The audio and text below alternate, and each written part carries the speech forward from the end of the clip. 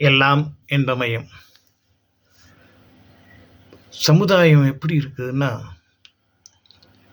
இருக்கிறவன் படைத்தவன் கொக்கரிக்கிறான், இல்லாதவன் வேதனைப்படுகிறான், அழுகிறான். இந்த இருப்பவன் இல்லாதவன் என்ற நிலை இந்த உலகத்திலே எல்லா இடத்திலேயும் இருக்கிறது. ஏன் சமநிலை வரவில்லை? அவன் பிறப்பின் பயனா? இந்த கேள்வி நமக்கு எழுகிறது அல்லவா? சமநிலை என்று இருந்துவிட்டால் சில நேரங்களில் நடைபெறக்கூடிய காரியங்கள் சரியாக நடக்காது. அதனாலே தான் சில ஏற்றத்தாழ்வுகளை இறைவன் படைத்திருக்கிறான் போலும். உழைப்பவன் வேண்டும், அதனை உழைக்க வைப்பவனும் வேண்டும். இந்த இரண்டுமே தான் ஏற்றத்தாழ்வுக்கு ஒரு திறவுகோலாக இருக்கிறது.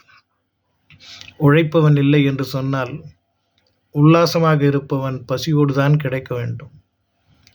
இந்த நிலை மாறணும்னு எல்லாரும் சொல்கிறாங்க.